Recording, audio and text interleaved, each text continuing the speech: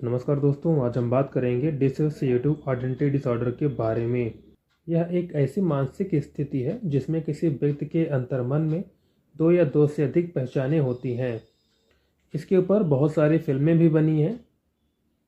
जैसे आपने एक साउथ मूवी देखी होगी अपरिचित। उस मूवी में जो एक्टर है विक्रम, उनकी 3 पर्सनालिटी है। एक का नाम आम्बी, दूसरे का नाम ऑनियन और तीसरे का नाम रेमो है।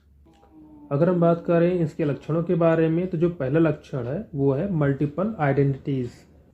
पेशेंट के 2 या 2 से अधिक आइडेंटिटी हो सकती है। वो एक दूसरे से अलग होते हैं, उनका इंटरेस्ट, उनका बिहेवियर अलग अलग होता है। एक व्यक्ति के 100 आइडेंटिटी हो सकते हैं, औसत 15 आइडेंटिटी होती है। दूसरा सिम्टम्स है मेमोरी लॉस। आप एक एग्जाम्पल से समझिए। जैसे एक 27 वर्षीय लड़का जिसका नाम अश्वेत था, उसे भयंकर सिर दर्द होता जो एक लंबे समय तक बना रहता। उसे हॉस्पिटल में दिखाने के लिए बोला गया क्योंकि लोगों द्वारा बताया गया कि वह रात में कुछ लोगों के साथ हिंसक झगड़ा किया। वह अपनी पत्नी को भी चाकू से डराया और 3 वर्षीय बच्चे के साथ घर से बाहर निकाल दिया। सिर दर्द के दौरान वह हिंसक हो जाता था और खुद को ओमेगा का बेटा उसुफा अब्दुल्ला कहा। अश्वेत की जब पर्सनालिटी चेंज होती उसे कुछ भी याद नहीं रहता। तीसरा लक्षण है डिस्टॉर्टेड परसेप्शन, विकृत धारणा। दोस्तों, DID डिसोसिएटिव आइडेंटिटी डिसऑर्डर वाले दुनिया को अवास्तविक, अनरियल, ड्रीम लाइक, स्वप्न जैसा या डिस्टॉर्टेड अनुभव कर सकते हैं। चौथा सिम्टम्स है फिजिकल सिम्टम्स। DID वाले पेशेंट बिना किसी स्पष्ट कारण के फिजिकल सिम्टम्स फेस कर सकते हैं।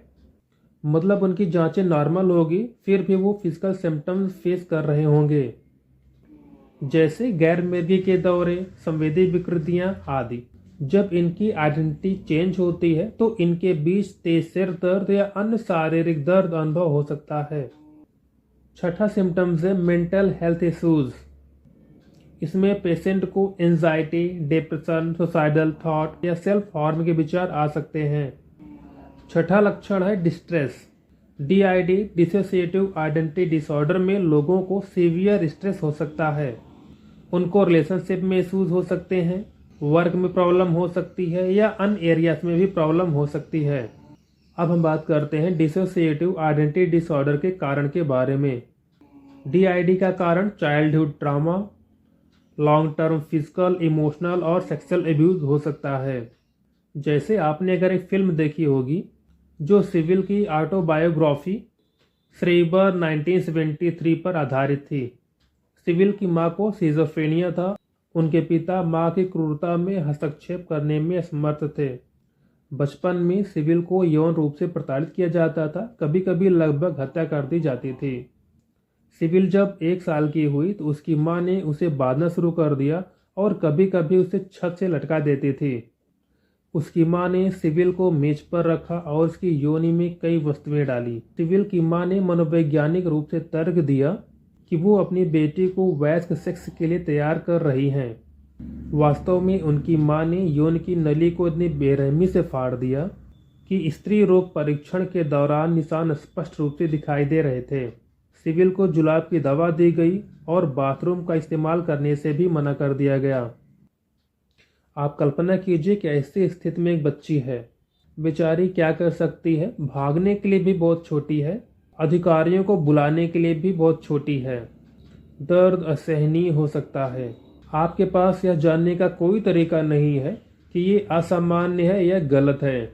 इसमें बच्चे धीरे धीरे कल्पना की दुनिया में चले जाते हैं। यदि काल्पनिक दुनिया में जाने से ये शारीरिक मानसिक दुख 1 मिनट के लिए भी कम हो जाता है तो वो कल्पना की दुनिया में चले जाते हैं और धीरे धीरे 1 घंटे तक उस कल्पना की दुनिया में रहने लगते हैं। आपका दिमाग सीखता है कि आवश्यकता अनुसार बनाई जाने वाली पहचान की कोई सीमा नहीं होती। जीवन को आगे बढ़ाने के लिए जो भी कुछ करना चाहते हैं वो करते हैं। अब हम बात करते हैं डिसोसिएटिव आइडेंटिटी डिसऑर्डर के उपचार के बारे में। डिसोसिएटिव आइडेंटिटी डिसऑर्डर DID में साइकोथेरेपी और मेडिसिन हेल्प कर सकती है। उम्मीद करता हूँ दोस्तों ये छोटा सा वीडियो आपके बहुत काम आया होगा। फिर भी अगर आपके मन में कोई क्वेरी है तो आप कमेंट के द्वारा आप हमसे पूछ सकते हैं। धन्यवाद दोस्तों।